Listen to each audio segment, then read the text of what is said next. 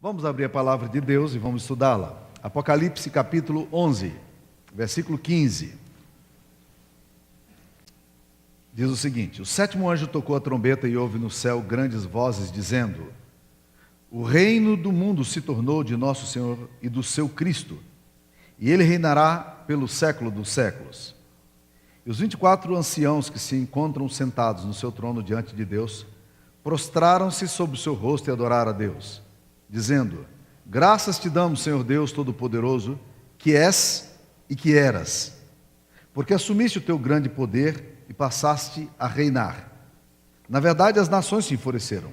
Chegou, porém, a tua ira e o tempo determinado para serem julgados os mortos, para se dar o galardão aos teus servos, os profetas, aos santos e aos que temem o teu nome, assim aos pequenos como aos grandes, e para destruírem os que destroem a terra. Abriu-se então o santuário de Deus que se acha no céu, e foi vista a arca da aliança no seu santuário, e sobrevieram relâmpagos, vozes, trovões, terremoto e grande saraiva. Mantenha a Bíblia aberta nesse texto, porque a gente vai estar estudando esse texto. Mas antes eu queria ler um texto do Eugene Peterson, que é professor emérito de Teologia da Espiritualidade no Regent College, em Vancouver, no Canadá. Ele está atualmente com 81 anos, e ele é um dos homens mais respeitados dessa geração. Olha o que ele diz sobre Apocalipse.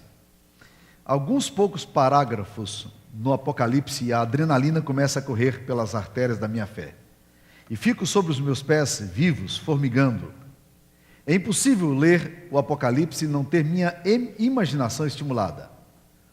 O Apocalipse me força e me capacita a olhar para o que está espalhado diante de mim e vê-lo com olhos renovados. Ele me força porque, sendo o último livro da Bíblia, não posso concluir minha história sem ele. Ele me capacita porque, ao usar a linguagem não familiar da visão apocalíptica, minha imaginação é chamada à ação rigorosa. Para pessoas que estão cansadas de tamanha fúria suave, o Apocalipse é um presente. Uma obra de intensa imaginação que empurra o leitor para dentro de um mundo de batalhas no céu, entre anjos e bestas, punições assustadoras e salvações gloriosas, visões caleidoscópicas e canções cósmicas. É um mundo no qual crianças estão instintivamente em casa e no qual adultos, ao se tornarem criancinhas, recapturam um envolvimento elementar nos conflitos e lutas básicos que permeiam a existência moral. E então continuam para descobrir novamente a adoração elevada e as afirmações primordiais para as quais Deus nos fez.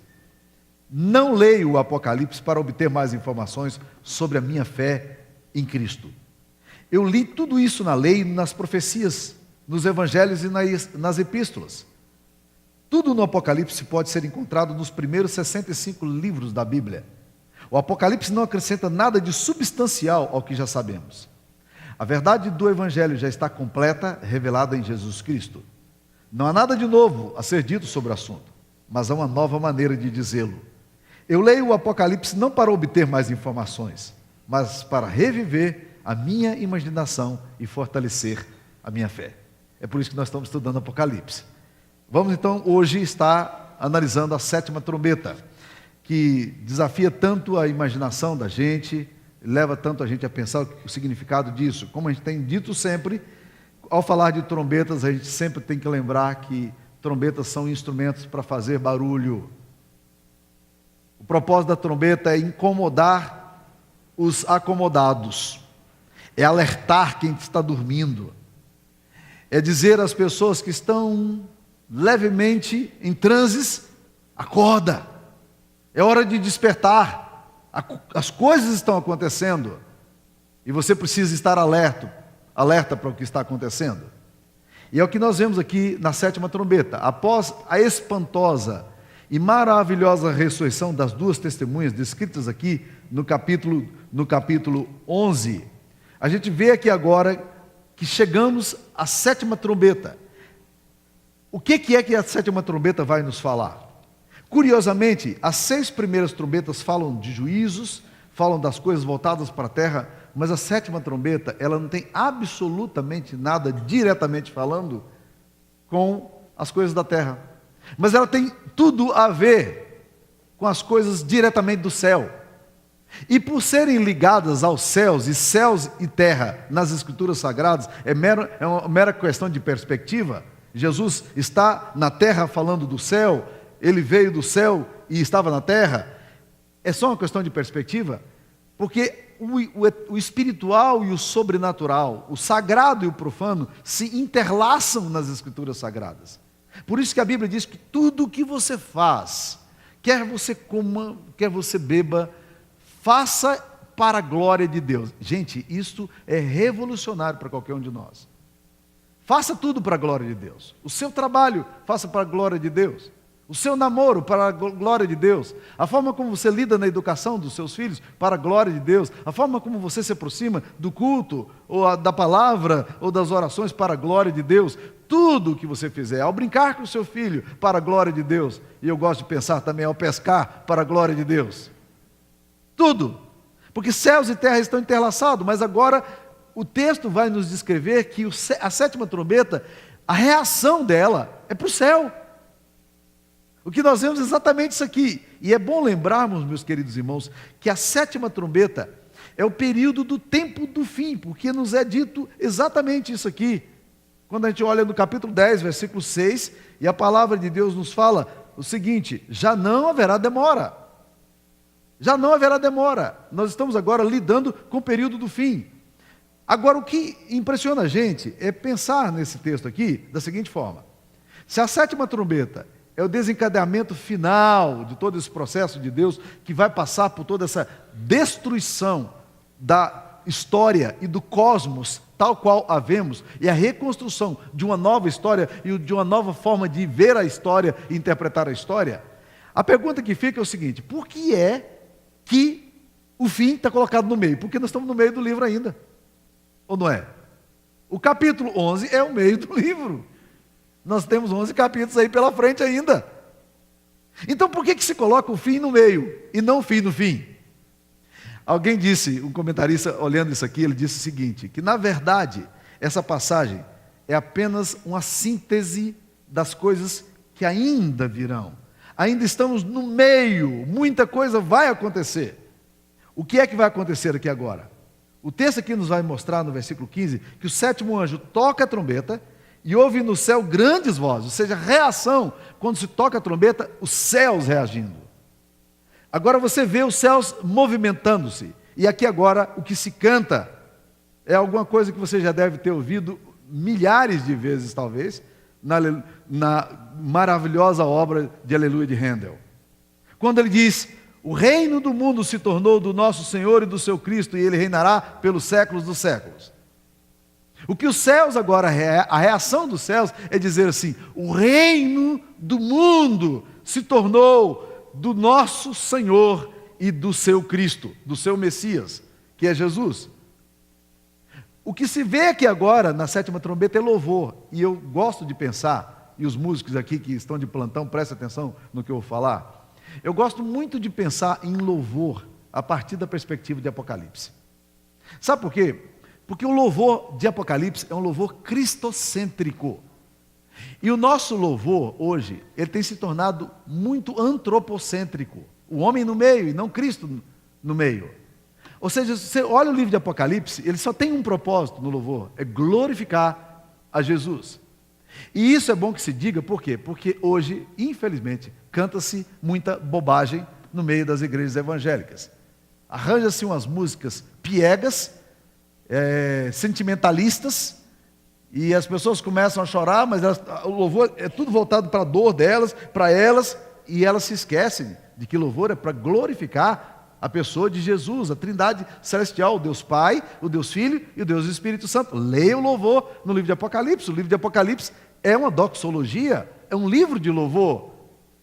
Agora, é bom que a gente estude exatamente para evitar os erros dessa doxologia, ou dessa liturgia, onde o louvor nunca fala nada a Jesus, nunca proclama nada da glória e da majestade de Cristo. Ele não está centralizado em Cristo.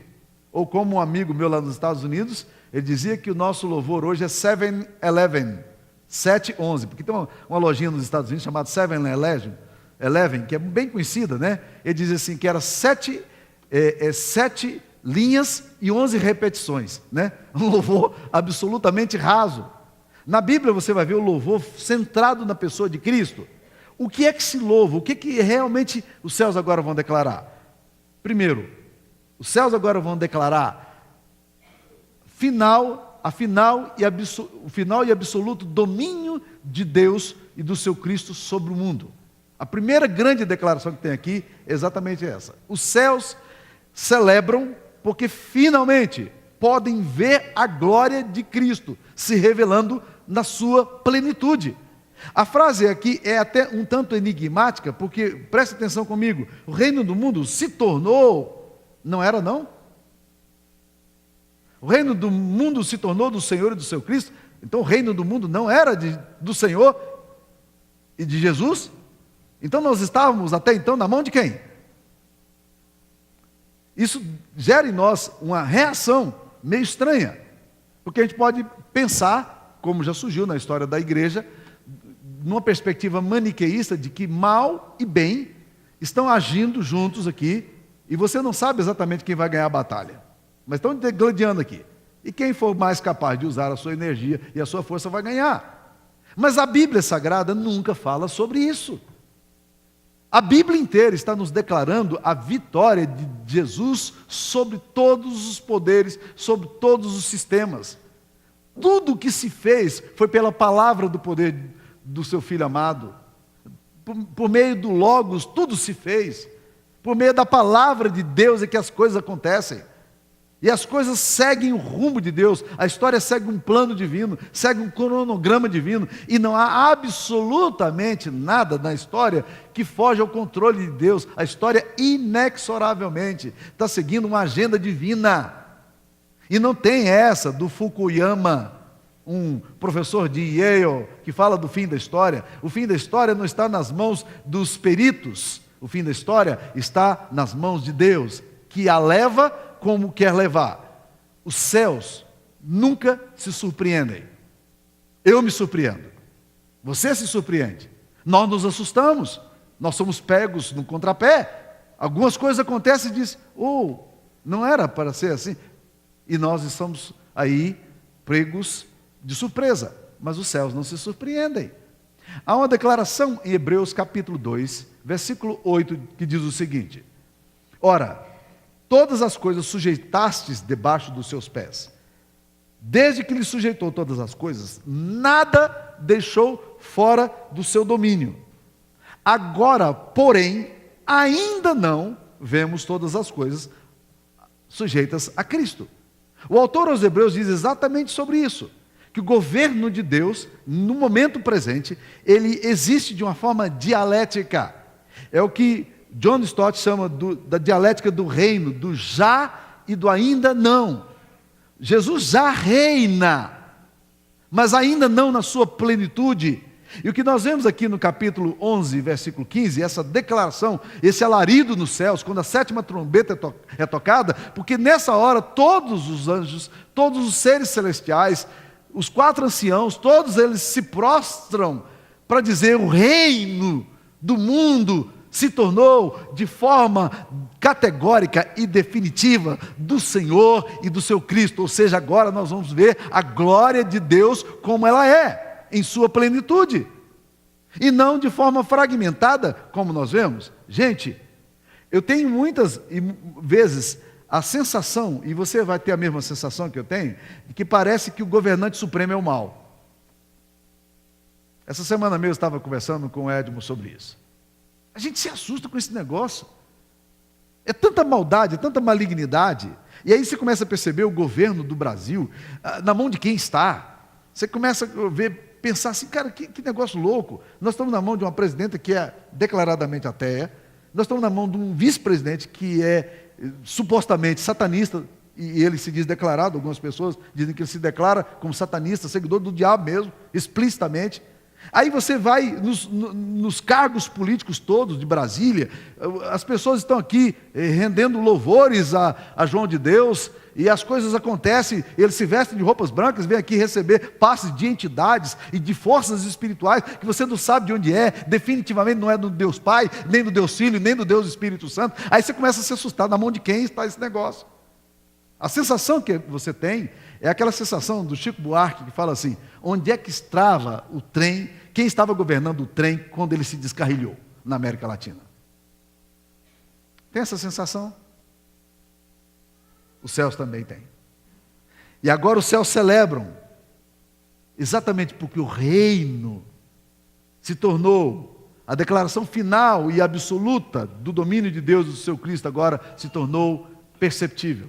O reino se tornou do Senhor e do seu Cristo. E essa é a grande mensagem que nós temos aqui nesse texto. E essa sétima trombeta está dizendo exatamente isso aí.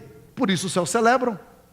Celebram por quê? Porque o reino do mundo se tornou de forma inexorável, de forma plena, e o céu entra em santa euforia. A sétima trombeta é apenas um anúncio da vitória final e definitiva de Jesus e de Deus. Segunda coisa que esse texto nos fala. Esse texto vai nos mostrar também que os céus celebram por causa da relativização e do esvaziamento de toda a autoridade de Satanás e dos poderes políticos. Porque olha como é que o texto fala no versículo 18. O versículo 17 diz: graças te damos, Senhor Deus Todo-Poderoso, que és e que eras, porque assumiste o teu grande poder e passaste a reinar. Na verdade, as nações, interessante isso aí, as nações se enfureceram. Povos, lideranças políticas se enfureceram. Contra quem? Contra o Senhor e seu ungido. Salmo 2 diz isso aí. Chegou, porém, a tua ira e o tempo determinado para serem julgados os mortos. Esse é o tempo teu. E relativiza-se agora o mal. Relativiza-se agora o poder de Satanás e por isso os céus celebram. Por isso a festa no céu, e não é a primeira vez que vai ter festa no céu. No capítulo 12 vai ter festa no céu de novo. O céu, gente, vive em festa. Nós é que vivemos na guerra. Mas os céus vivem em festa. João percebe que agora o trono, de forma visível e concreta, com o diabo e seu séquito sendo desmascarado, e havendo um esvaziamento de todo o poder maligno, que exerceu durante tanto tempo, oprimindo, destruindo vidas. Deus, ao destronar Satanás, destrona também os poderes humanos, os reis, os poderosos da terra, que de forma maligna oferecem sua força política ao domínio das trevas. E é curioso quando você vai para o capítulo 17 de Apocalipse, porque no capítulo 17 diz aqui a relação que existe entre os poderes públicos e a relação que existe entre Satanás. Olha no capítulo 17, né? versículo 11, 12 e 13. E a besta que era e não é, que ela tem aparência, mas não é, parece ser poderosa, mas não é, também é ele o oitavo rei, e procede do 7 e caminha para a destruição. Apocalipse 17, 12 agora. Os 10 chifres que viste são 10 reis. São poderes, os quais ainda não receberam reino, mas recebem o quê? Autoridade como reis, com a besta durante 1 hora. Passam por um ritual em que recebe da besta essa autoridade. Agora olha que texto interessante, versículo 13. Tem essas autoridades, esses reinos, um só pensamento. O que eles querem fazer? Qual é o desejo deles? Tem um só pensamento. E oferecem à besta o poder e a autoridade que possuem. Ou seja, eles só têm um pensamento. Eles recebem poder da besta, é uma relação simbiótica. Recebem poder da besta para reinar e têm um pensamento: vamos glorificar a besta. Agora no capítulo 11 que nós estamos estudando, o que nós vemos é exatamente essa relativação dos poderes políticos e dos poderes espirituais. Os pactos são desmascarados, porque poderes políticos e Satanás formam uma associação, uma unidade quase indissolúvel, aqui no texto, no que nós estudamos. E apesar de toda a aliança entre as forças da terra e os poderes históricos, o diabo não é vitorioso. Por quê? Porque o reino do mundo se tornou do Senhor e do seu Cristo, e ele reinará pelo século dos séculos. Jesus é peça fundamental no eixo da história e na vitória final. E agora os céus celebram. E é por essa razão também que você vai ver aqui a reação das pessoas que estão ali no céu. Olha o versículo 16 de Apocalipse 11. E os 24 anciãos que se encontram sentados no seu trono, eles estão reinando, mas agora eles saem do seu lugar de reino, Eles estão diante de Deus e eles agora todos se curvam sobre o seu rosto e adoram a Deus. 24 anciãos, como a gente tem ensinado, é a figura da igreja do Antigo e do Novo Testamento. 12 tribos no Antigo Testamento, 12 apóstolos no Novo Testamento. A unidade da igreja simbólica toda está ali presente. Todos esses anciãos, todos esses homens, ou esses personagens simbólicos aqui agora, eles têm um único desejo: se prostrar diante do Cordeiro. Eles querem glorificar a Cristo. E por isso agora eles glorificam, dizendo: o reino do mundo se tornou do nosso Senhor e do seu Cristo, e Ele reinará pelos séculos dos séculos. Talvez seja este o louvor que a gente precisa estar sempre dando aqui na igreja. A honra, a glória, o poder, o domínio de Jesus. A majestade, e só a Ele nos submeteremos. Só a Ele daremos culto. Não nos curvaremos diante de qualquer outro ídolo. Não nos curvaremos diante de quem quer que seja. Não daremos a nossa glória a ninguém, a não ser a Cristo. Porque esse é o papel da igreja de Cristo. Agora veio o reino de Cristo. E os 24 anciãos se curvam. Olha o versículo 17, uma frase que me chama a atenção. Diz aí no versículo 17: graças te damos, Senhor Deus Todo-Poderoso, que és e que eras. Não está faltando alguma coisa aí, não? Vocês podem completar? Que há de vir, né? Não tem. Tem lá em Apocalipse 1:8. Aqui não. Por quê? Porque já veio. Alguém respondeu muito apropriadamente aí. Graças te damos, Senhor Deus Todo-Poderoso, que és, que era. Mas não precisa mais de que há de vir, porque já aconteceu, já veio. É curioso que no Apocalipse 1:8 vai aparecer que és, que eras e que has de vir. Mas aqui é só o que és e que era. Agora acabou. O tempo se cumpre na sua plenitude. Deus não é mais o que haveria de vir.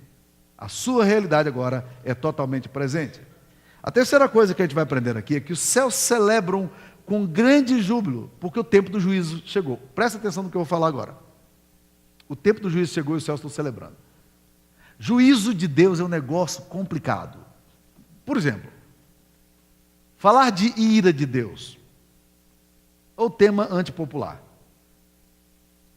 As pessoas gostam que eu fale de amor de Deus, eu gosto de falar do amor de Deus, do juízo não. Mas Parker nos chama a atenção, de uma forma muito interessante, que existem mais textos na Bíblia falando de ira do que de amor de Deus.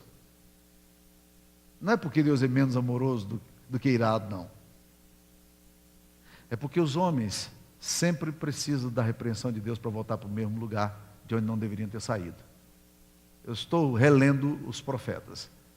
Gente, Jeremias e Ezequiel, é o tempo todinho dizendo: voltem. Voltem porque a ira de Deus vem sobre vocês. Voltem porque o castigo de Deus está aí. Cuidem, presta atenção, não entra por esse caminho, volta. E o povo faz do mesmo jeito. As trombetas servem para quê? Para alertar.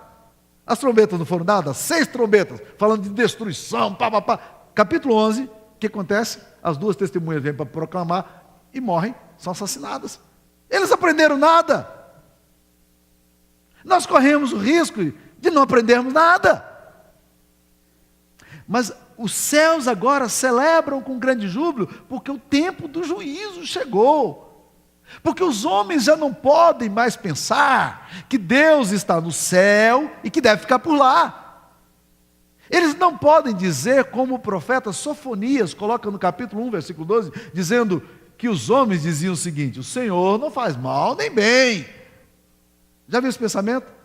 É um pensamento meio assim, enrustido em nós, mas isso é a definição mais clássica de secularismo. Deus está lá, nós estamos aqui. Deus não faz bem nem mal. Ei, Deus não faz nada não. Deus é um bonachão grego. Deus está lá no panteão greco-romano, bebendo cerveja, enquanto a gente se lasca aqui. Não era esse o pensamento dos helênicos? Os céus estão celebrando, porque no julgamento que Deus faz, Ele revela a sua justiça. Por mais assustador que seja, os falsos pressupostos precisam ser denunciados em sua inteireza. Os artifícios e estratagemas malignos não podem mais continuar funcionando como funcionam. O mal tem que ser desmascarado.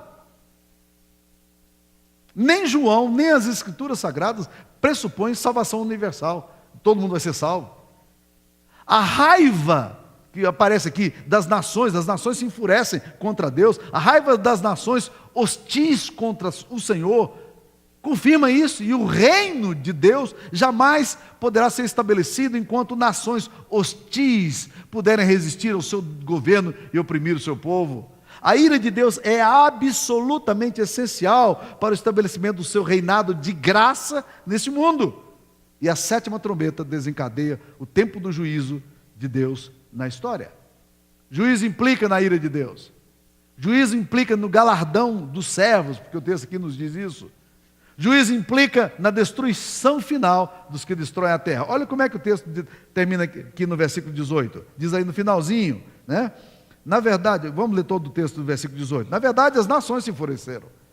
Chegou, porém, a tua ira e o tempo determinado para serem julgados os mortos, para se dar galardão aos teus servos, os profetas, aos santos, aos que temem o teu nome, assim os pequenos como os grandes. E para o quê? Destruírem o quê? O que diz o texto aí? Os que destroem a terra. Interessante. O juízo de Deus, olha que coisa curiosa. O juízo de Deus agora, ele aponta para a destruição das pessoas que destroem. Para o julgamento daqueles que sempre provocaram a desgraça humana. Que tendo o poder para fazer, não fizeram. Tendo como realizar, não fizeram.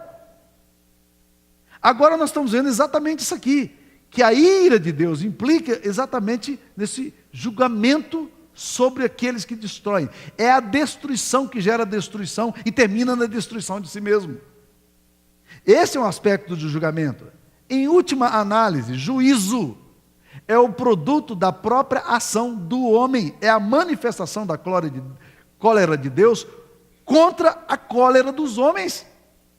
A vinda do reino de Deus não atingirá apenas os que estiverem vivos na vinda do Senhor, mas toda a família humana e aqueles que destruíram a terra. É para destruir os que destroem a terra. Agora eu queria terminar, meus queridos irmãos, dizendo que o juízo também implica e aponta para alguma coisa maravilhosa que está aqui no versículo 19. Abriu-se então o santuário de Deus que se acha no céu, e foi vista a arca da aliança do seu santuário. Olha que interessante. O que vocês vão ver no céu? Você vê agora a arca da aliança. Presta atenção no que eu vou falar. Tome cuidado com isso aqui.